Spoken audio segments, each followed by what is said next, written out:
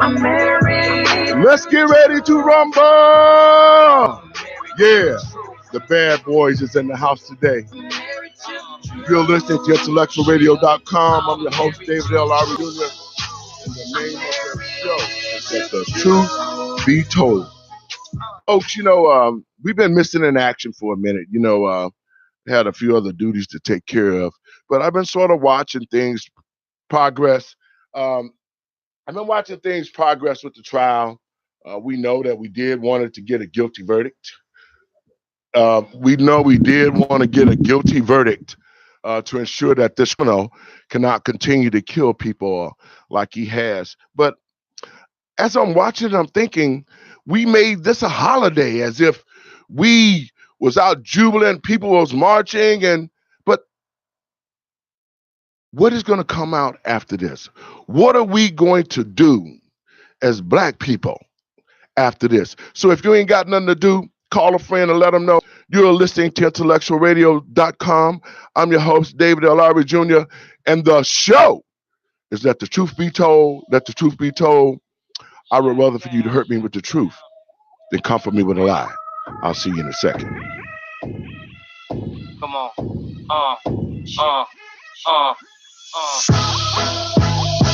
JD on the track. It's your boy Preacher. Yeah. Come on. Hey, the truth. Hey, the truth.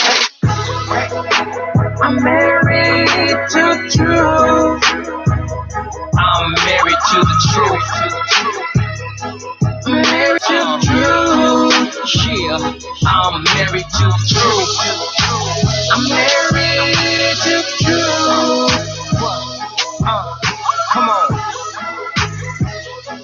I'm married to the truth.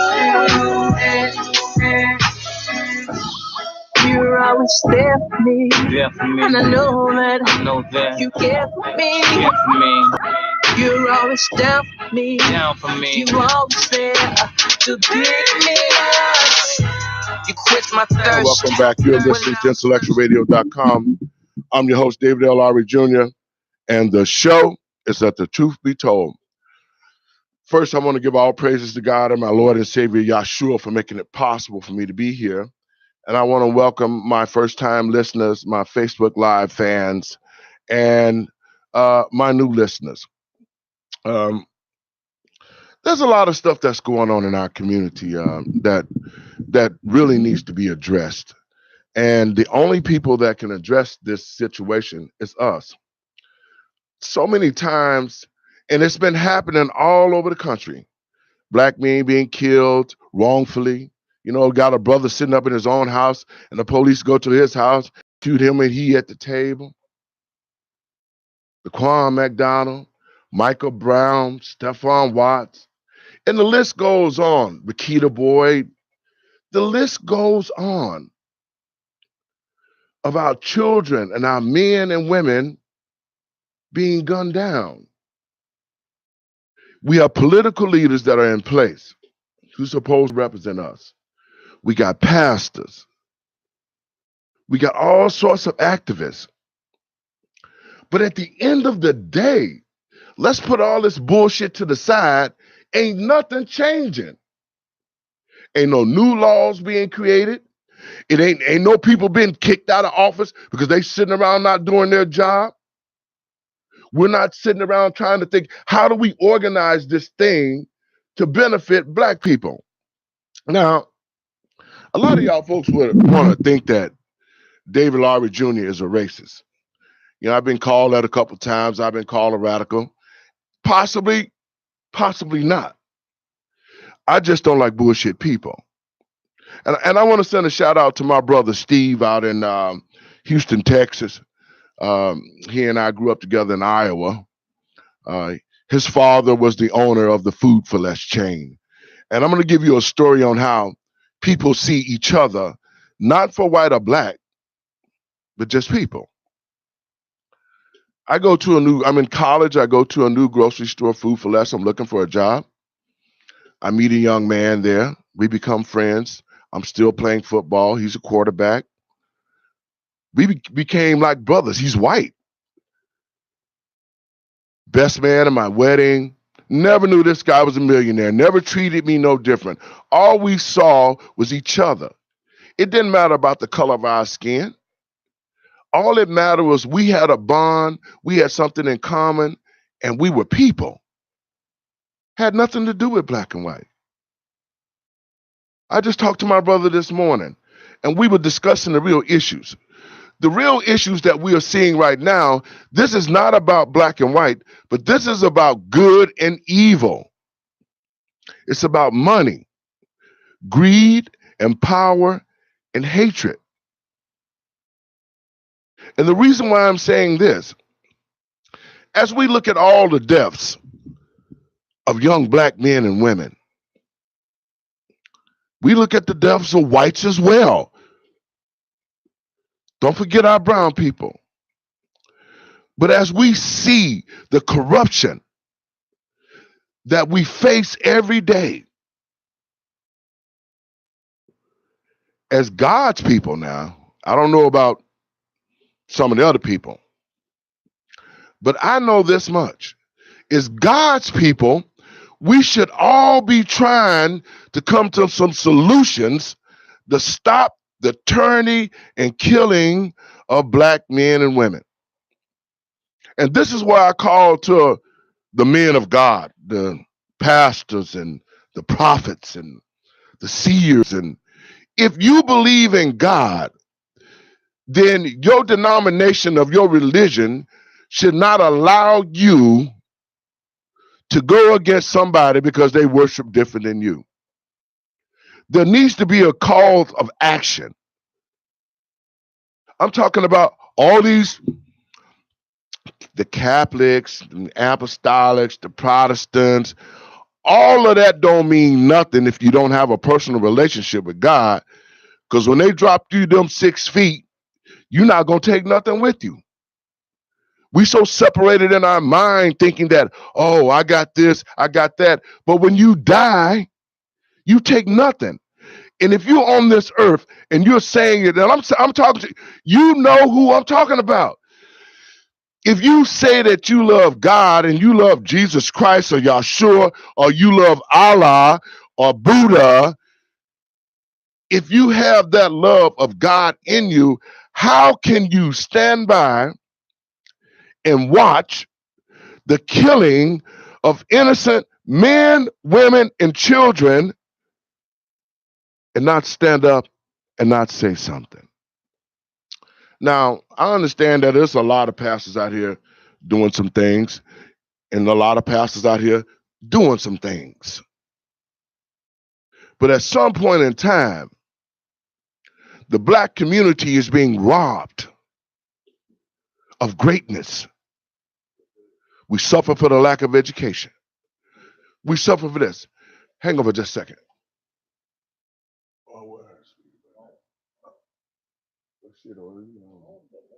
Which one? That it. You didn't, Rep? I can hear you good. I can hear you good, Okay. my brother. So if y'all, that's my guest, Reverend Pinkney out of Ben Harbor, Michigan. He's going to be guest with me today, host with me a little bit. But I want to finish what I'm saying is this. If you get on your knees and pray, and you pick that Bible up, or you pick that Quran up, it's truth into those words. And the truth in those words should trigger something inside of you to say that if I say I love God, I have to love mankind too, no matter what. So if we're going to expect things to change, the only way that they're going to change is we have to be conscious. And that consciousness is going to come from those who make money and get rich off poor people. Until we realize that, I say this, Rev, and I'm going to ask you this question, Rev. Just think about this. We have all these successful black people. We have successful white people. When white people are successful, They take their money. They go back into their communities. They create economics. They take care of their schools. They make sure that the family structure is still intact. They do not let anybody else come into their community and open a lot of business. They're not going to let anybody come into their community and kill their kids. They're not going to let anything come in there and disrupt life as they know it. Let's look at the black community. Our kids are dying.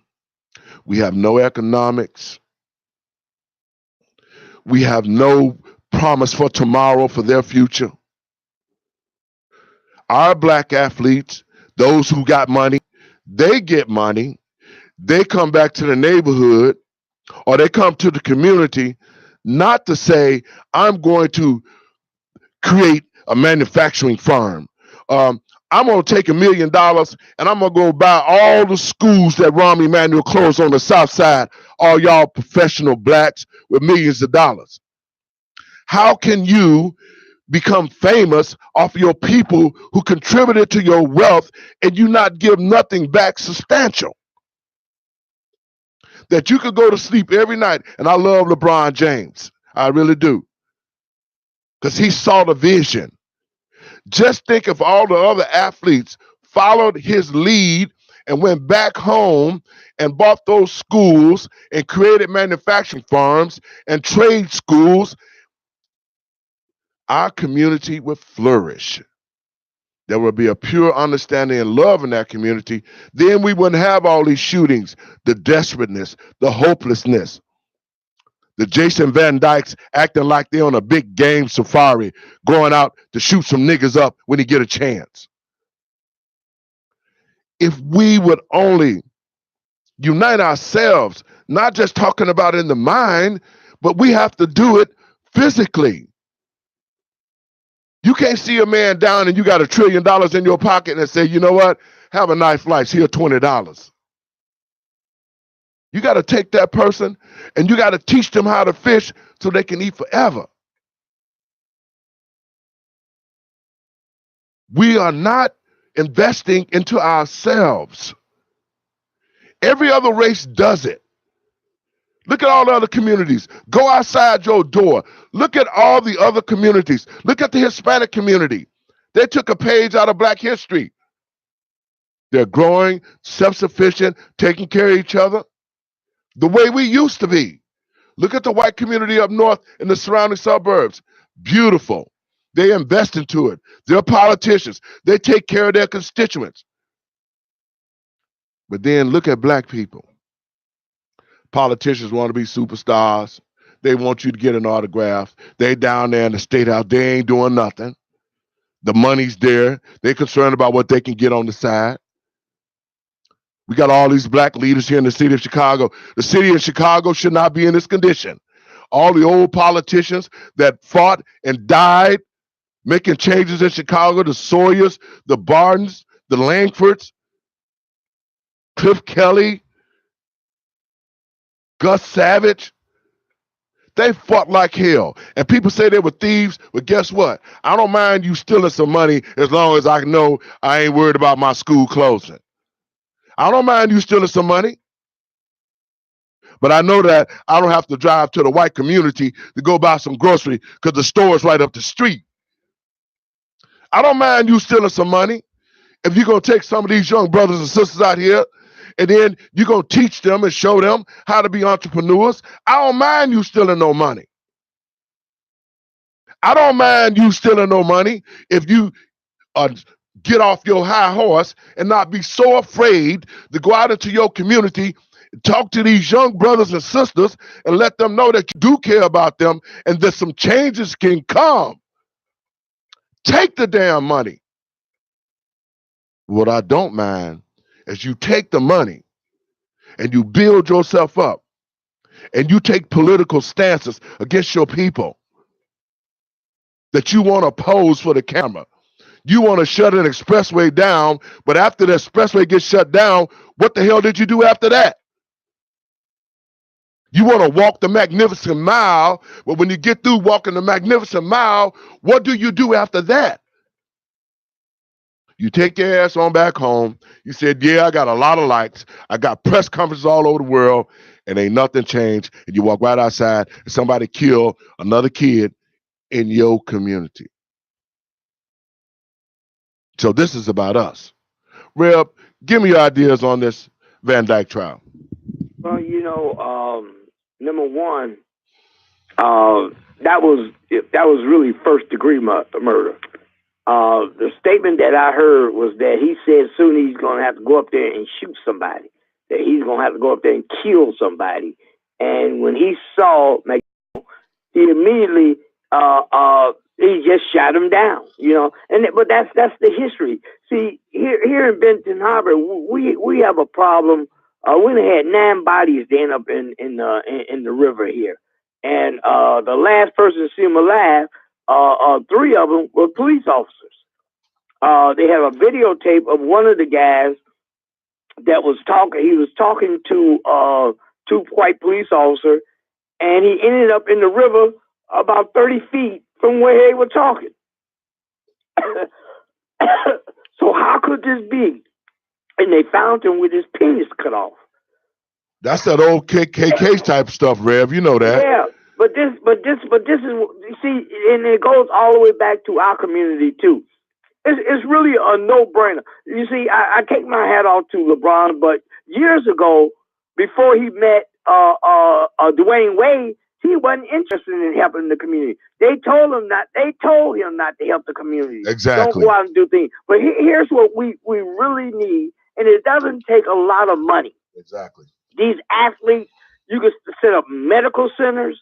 Yep. You can set up grocery stores, housing, and build your schools up so that I believe white people should be teaching black children. Yes. I don't like the idea of white people teaching my black children. I don't like that because you get white history when white people teach history. Their history. Because they don't include black history because in their eyesight there is no black history. But we buy into it. Yes, and you know what, Rev? You so right about that, Rev. And see, that's why I say, man, we get on this show and we talk. That's why I say it's got to be a cleansing. It's got to be a cleansing from these communities with these house Negroes setting in place because they speak for the masses. And until we get them out of these key positions and get somebody actually who is going to do the job, we're always going to have that gatekeeper and our all communities always going to suffer. So talk about some of the things we can do, because this is sickening. We took a Van Dyke, we took a guilty verdict, and we made it into a damn celebration. Yeah, and it should be because number one, there's so many things in our community that we should be doing. The number one thing, we should be policing our own community. Exactly. That's the number one thing. If and let me say, it's all the dope dealers out there. All you're doing is spreading poison into our community. You see, like it affect my children, it could affect your children tomorrow. But they don't know that. But always think of a community building. See, this is where we fail. We fail to realize that we're so into ourselves now. We're so materialistic. Yes, Lord, please, Jesus. I got to have a better car than you. I got to have a better house than you. I got to have a bigger house than you. Yes. And then we don't prepare the future for our children. There's nothing more important. That's the greatest resource. We got our children, but we don't understand that. We walk around here, I want my child to have the best of everything. Well, you're not letting them have the best of everything. If you're not out there protecting him and giving him, motherly and fatherly advice. You see, that's where we drop the boat at. It takes us 24 hours to survive, to feed our family. We usually have a minimum, the lowest paying job. Yep. You see, But see, we don't understand. We should be start creating jobs rather than going out here working for somebody else who don't really like us. Rev, you know what, Rev, that you touch on some of the things that I was talking about earlier this morning. It's so simple. It's not hard. The fire's leaving, and I'm thinking now, it's so simple. It's not hard. If we could only envision the fact that if we quit, first of all, we have to start teaching the children because the children do not understand this society. They think that they do. They don't know where they came from and how they got here. And so what they're receiving is the end of the foolishness. And so they don't have that kind of spirit that they can tap into, know that it was only 50 years ago that black people were still on plantations and they was turning fire hoses on the black people. They were sicking dogs on black people. They forgot the real struggle and they didn't know. And so this is the problem, but this is the thing, Rev, and you and I know this as well. The only way that we're going to change the dynamics in the black community, and y'all heard it first. I hope y'all sharing this. Y'all get some knowledge right now. You need to make this go viral because we're trying to open your mind up and your eyes up so we can get the solutions to the problem that we have. We don't have to be millionaires to change the dynamics in our community. All we have to do is get off the pedestals that we sit ourselves on, remove the titles that we sit ourselves on, and sit down and strategize and implement a plan to take back our own community with our own finances. See, black people, I watched The Godfather, and I heard something that in 1974 when The Godfather came out, man, I went to see it. I heard something that was just stuck with me, and I'm 61 in 2 weeks. They was talking about the drug trade. And in this scene, they were saying, well, we didn't want the drugs in our community and all the stuff you're saying, Rev, because we want to build our community. This is real Italians. But then one guy in the room said, look, go down there and sell the drugs into the darkies community. They have no soul. And he also said they're nothing but animals anyway. Exactly. Man, oh man. But you know, here's something that we can go all the way back. And I'm a minister myself. I walk around here with I'm working on a master's degree in theology right now. But here's the thing: we have to stop going to church every Sunday and giving our tithes to these poverty pimps. Yes, they are pimping our community. And here's the thing. See, they don't understand the scripture. You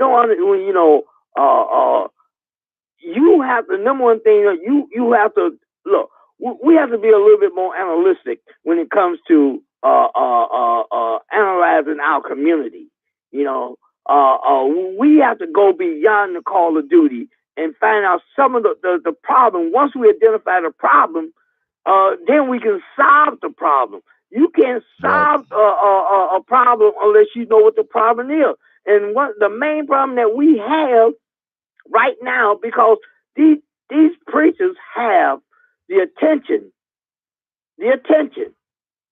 of the congregation at 11 o'clock, and everything that minister said, them people listen to, but they only go home with one thing: I've been to church. And I paid my money. That's all they go home with. They don't go home with nothing else. So here's the thing. Rather than, and don't go on the will man rob God kind of stuff. What he's saying, you robbing me by not giving me your money, and you starving. If I can't pay my light bill, and I got $80, and my tithe is $80, I'm paying my light bill. But You see, but you know what, because Rev? churches, because I'm gonna tell you just like it is, they have really. And here's another thing: these churches, these ministers need to be more educated on the Word of God.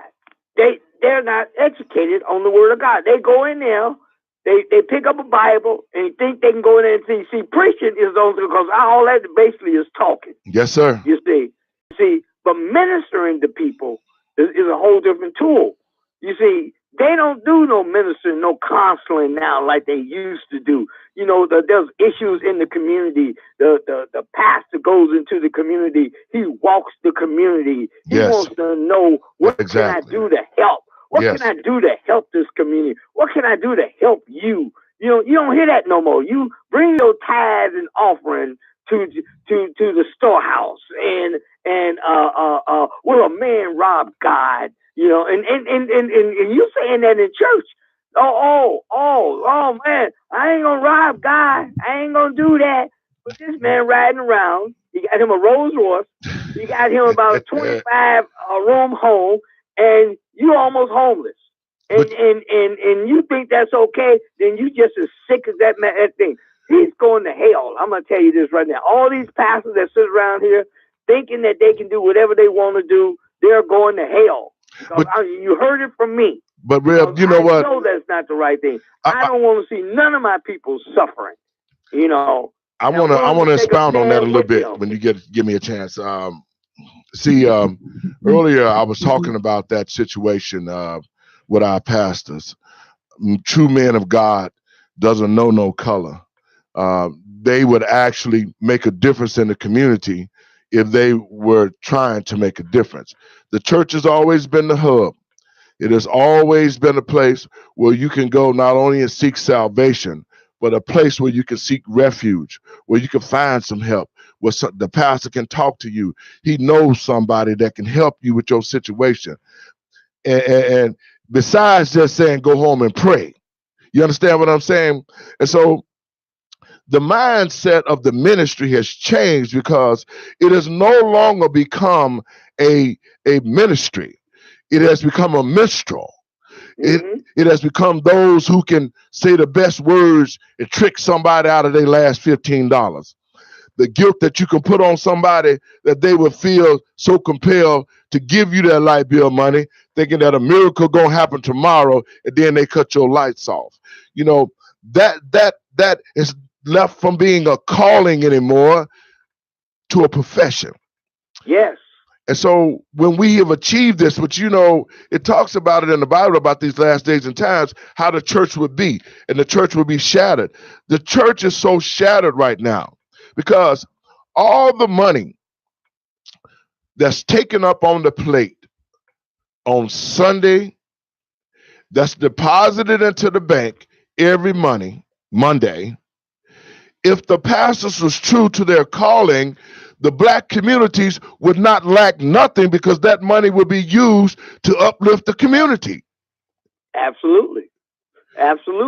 So, and then also you can use that money to get loans to start business, laundromats, grocery stores, health centers, things that enhance the community. That's what that money should be used for anyway. If you out there taking tithes and offering and then telling your congregation, will a man rob God? You know, will a man rob God? That's their message to you. And then you feel so guilty that you want to give this man your money.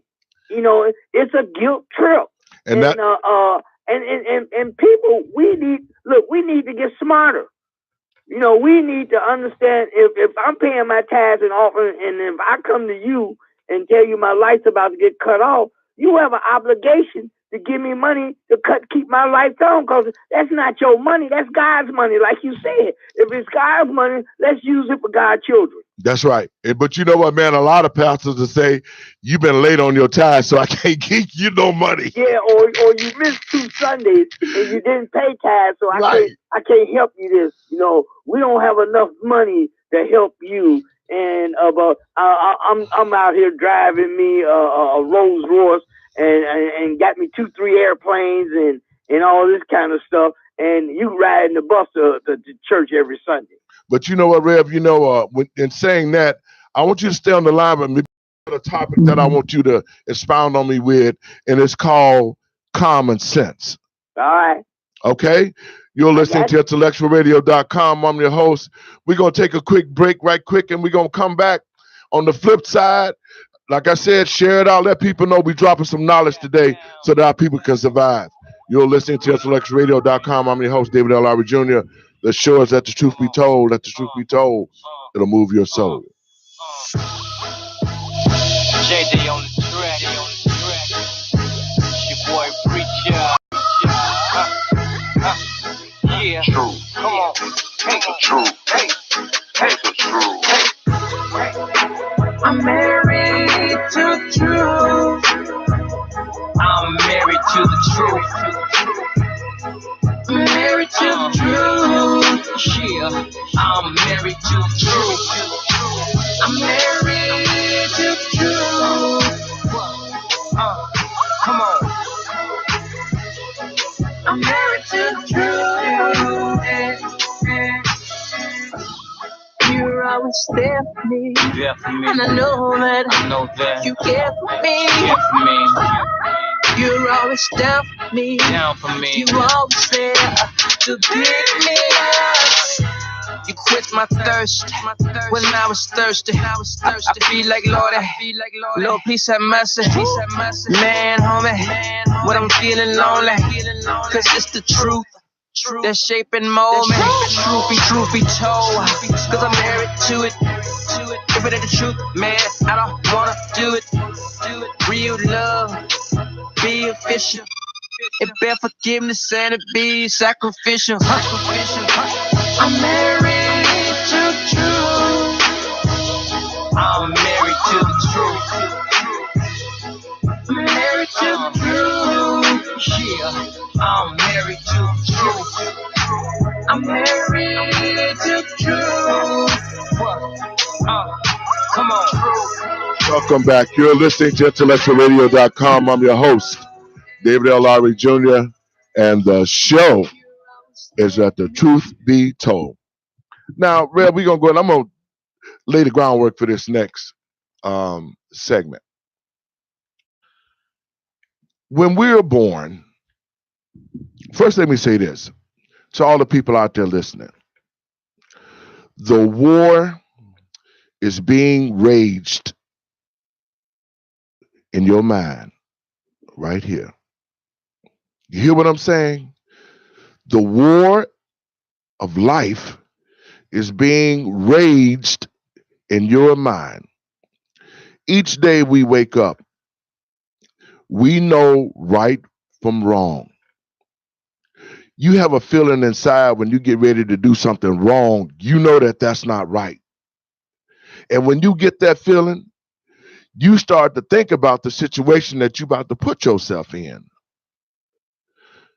Because I can remember that as a young man and I was on the streets and I was hanging out and the boys said, okay, let's go do this, woo bop the bam. And I would sit there and I would think about the consequences. My common sense would kick in and say, if I go out here and do this drug deal, during the deal, I could get killed. What if I get ready to give them the money and they pull guns on me and kill me, or I have to kill them? What if? That's what you need to ask yourself. What if?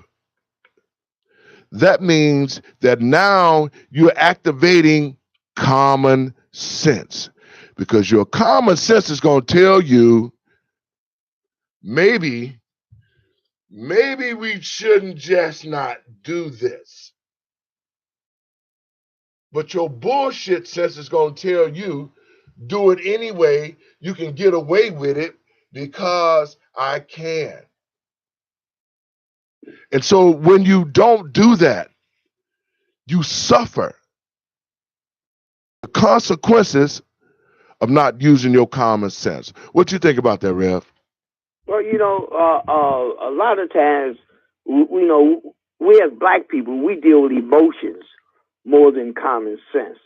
And anytime you deal with any situation on an emotional basis, you end up probably usually doing the wrong thing. Yes. You see, I always use the term, we as black people, we run fast, but we don't run long. That's right. And because we run on emotions rather than common sense.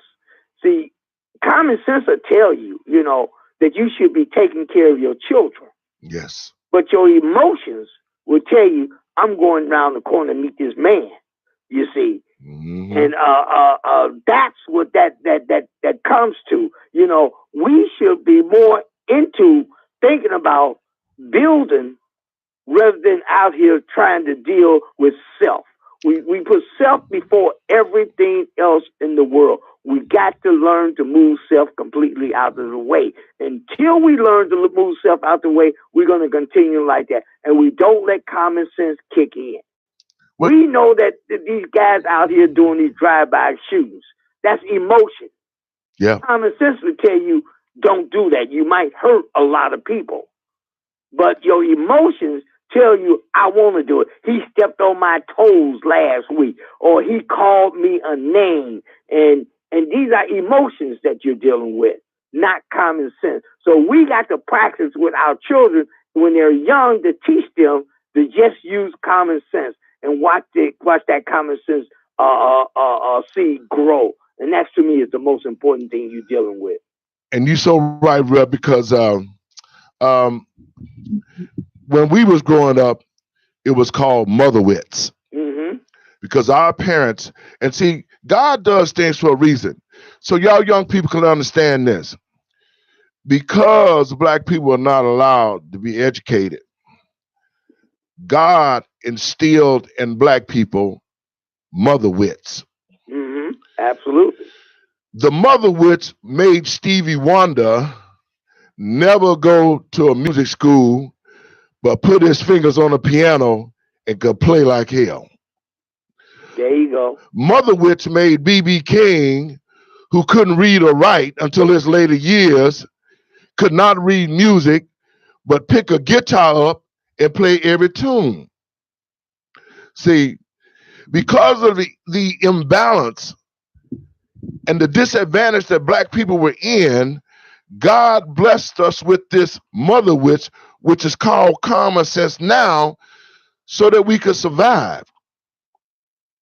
So what has done happened now is this. We have begun to be thinking in our mind, not human common sense, that what goes up will come down. Common sense should tell us that if I'm out here and I'm about to drive and over the bridge, common sense will tell you to stop. Yeah. If I'm looking and I see a fire, and I know that fire could burn me, my common sense is going to tell me maybe I need to take a different direction so that I don't get caught up. It's the common sense or your common conscience between good and evil that allows you to make the right decision. Now, the war is being waged in the mind. If you know that you have a beef with somebody, and like you say, Real, people move on emotions. You know, and you should think about this, brothers, before y'all go pull triggers, y'all get all hyped up on the drugs and stuff, and y'all go commit a crime. You need to think about what you're doing before you do that. Because see, it ain't what you do, it's how you do it. It's things that's been done that ain't been right, but people don't know about it. And so you have to be able to tap, even in this life, your common sense would tell you that if I'm growing up and I don't listen to nobody, I'm grown, I ain't paying attention to my mom and daddy, I ain't going to school to learn nothing, it's everybody else's fault. Your common sense ought to tell you, maybe don't you think you need to learn how to do something? Mm, mm. If you out here and if you out here and we living for the world right now, a lot of our people haven't seen past the material stuff. They haven't seen past the job. They haven't seen past the new car and the house. They haven't seen past that. Oh, I'm not like the others. Um, I have an education, and I'm this and I'm that. But they have to remember that your ass is still black. Mhm. Mhm. Mhm. Mhm. See, it wasn't because Laquan McDonald was a rich kid. It wasn't because he was a poor kid. He is dead because he was black. Mm.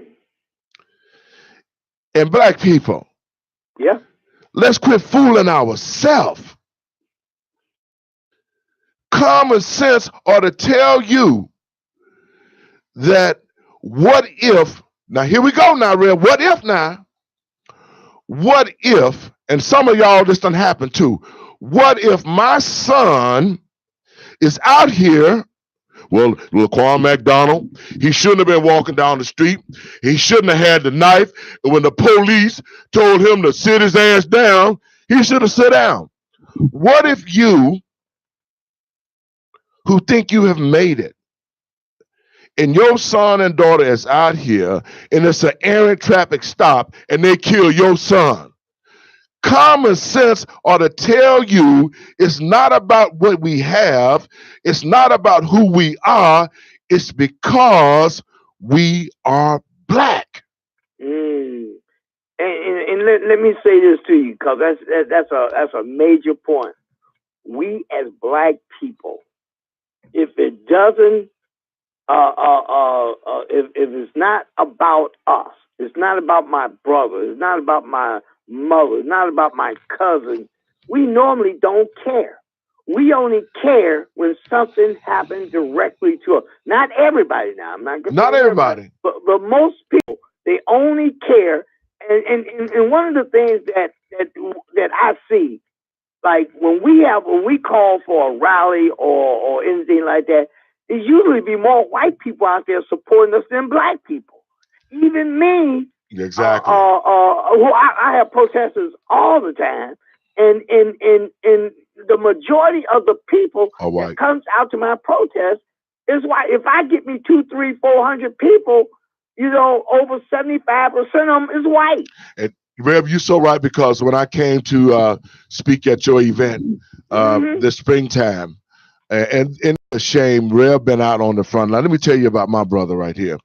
We both were NAACP presidents here in the United States. Rev in Michigan, I'm here in Illinois. The NAACP is a joke. It's a farce. Its situation in the black community has been null and void. They don't even have a black card anymore because they don't do nothing for black people. And it was the presidents like myself and about 15 of us, Rev, yeah, who said that we are NAACP presidents. We're not going to allow the Jason Van Dykes to stay on the force.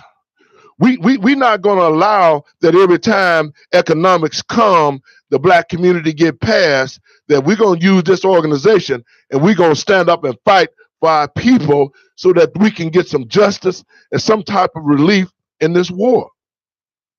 It was about 15 of us who said, especially not myself, I don't take no prisoners. We wrote legislation for change. We got lawyers that sue. We're educating our people because our people are not dumb, but they're ignorant to the facts of how this society is operating. And those who do know how it operates are the gatekeeping Negroes who don't want to share because they want to keep you at their beck and call and feet so that they can control you. Wow, that's amazing. I call them people bootlickers because that's what they do. They be licking the boot the white man itself. Like we have Whirlpool here, Whirlpool Corporation, and black folks is dying to lick their boots and to get a few dollars underneath the table. And they don't mind, they don't mind giving the money. Whirlpool don't mind giving you a few dollars underneath the table if you're going to become a tool in their toolbox. That's right. They don't care. You see, and that's what's going on today. And it will amaze me so much. And when I think about some of the things that's happening today, we got to change the way we do business. Common sense. Yes, sir. To be kicking in. You know, do you know, here's common sense right here. You know that we're almost 50 million strong. And they have diluted us down to about 10,000 because only 10,000 of the black folks are actually really fighting now. Exactly. We got to change. We got to be our mind. Change the way we doing business. Yep. They're gonna eliminate us. They using the term divide and conquer, and they using it into their benefit. Before they was hanging us, and nobody went to jail. Nobody went on trial. They claim it was only about 4,000. I would say maybe 10, 15, maybe even 20, 30,000 people was hung by these white folks, and not one person went to jail. And all these shootings, see, that McDonald's situation is a big deal because, like I said, that never happened in 50 years where a white cop had shot a black man and went to and was found guilty. But let me say this right quick, but I'm gonna interject there. Now I'm watching the trial, and Van Dyke said this. Now, people, I want y'all to use y'all common sense right now, okay? This man, out of his arrogance and ignorance, not of his own, but the arrogance and ignorance of black people, would say that I was shooting him so much because I was shooting at the knife in his hand like he was the Lone Ranger, and he could shoot somebody's knife out of their hand from the distance he was at. You see the intelligence. He could get on the stand and give us some BS like that. Well, I saw the knife. The knife was in his hand, and hell, I shot him 16 times. I just missed the knife and hit him.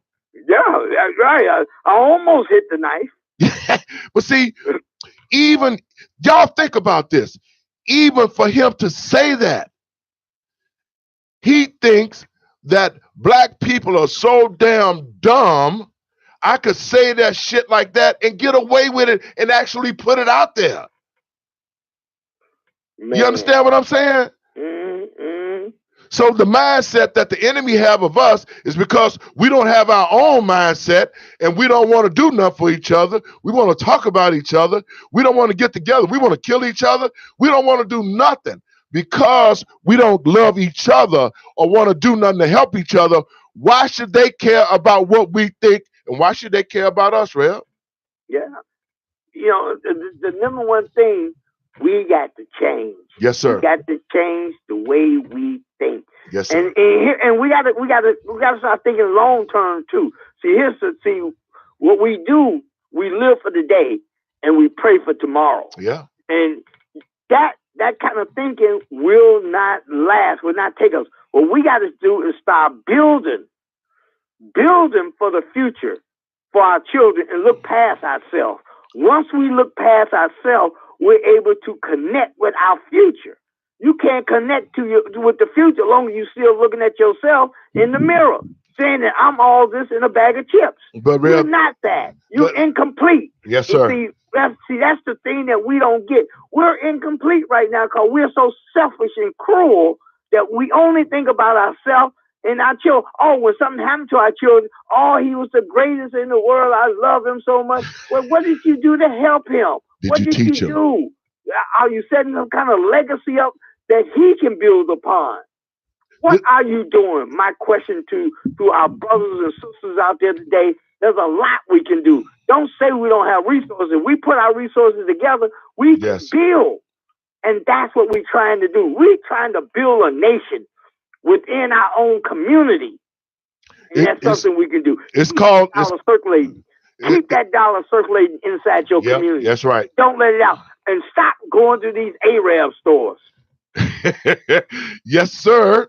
It's called a nation within a nation. Um, Black people, our solutions is simple. First of all, we have to take our children back. See, we've allowed our children to get out of hand because we didn't sit them down and we didn't give them the structure. And I'm going to tell you the structure right quick.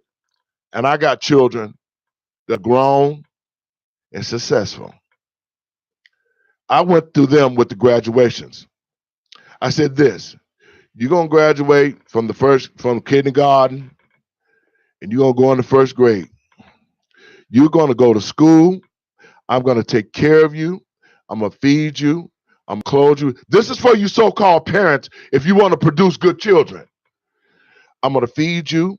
I'm going to take care of you. I'm going to provide for you. And all you have to do is go to school and get good grades. When that child goes to school, when that child gets home, you got to check their homework. You got to instill some morals and scruples in them. You got to teach them how to dress. You got to teach them about hygiene. You got to teach these children these things. And if you set these things in place, as time go on, they won't walk away from them because it will become part of their DNA, their makeup. I want to go to school and get good grades. I want to graduate. And the first time what I'm saying, well, I ain't going to do it. You said, hell yeah, you're going to do it. You ain't paying no bills. And if you don't do it, you're going to get an ass whooping. Mm-hmm. That's how I was raised. I was raised just like that. I went to graduation after graduation after graduation till I bought my own business because I was structured. When I did wrong, I would sit down and I was talked to, and it was stuck in my mind how I did wrong after I got a whooping. Absolutely. I pitched pennies one time. This was the last whooping I had when I was 12. And see, y'all kids don't know. If you are disciplined physically, it'll discipline your mind. Absolutely. I was 12 years old, and my mother told me not to pitch pennies. I was hard-headed. I knew because my common sense told me I shouldn't be pitching pennies. But my emotion said I wanted to make the money, and I thought that I knew the time that my mother was coming home.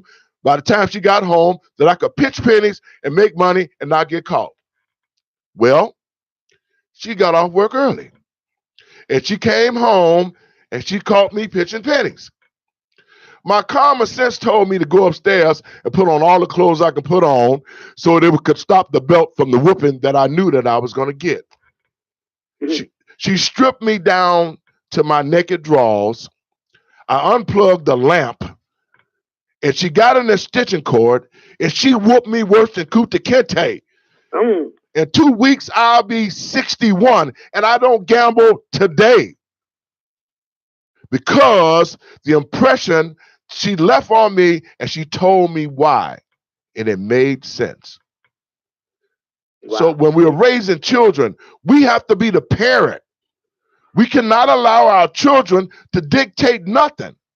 If you under my roof, you're going to do what you told. You're not going to do what you want to do. I'm going to take care of you, but you're going to do what you told. And when you feel like you grown, you got to get into your own house. Amen. And you know, here's what's important too. You know, one of the things that I learned to do is that you don't smoke with your children. You don't drink with your children. You don't go out there and try to put them on the same level that you're on. That's right. You're the parent and they're the child, and keep them in that child place. Even now, as you get older, you know, when I think about my children, they know who the daddy is. That's right. You know, they know who the child is, and that's the legacy I want. And then my children, they treat their children the same way I treat them. You see what I'm saying? And they're going to treat their children the same way that they was treated. And this is the formula that we have to use in order to make us strong as a nation.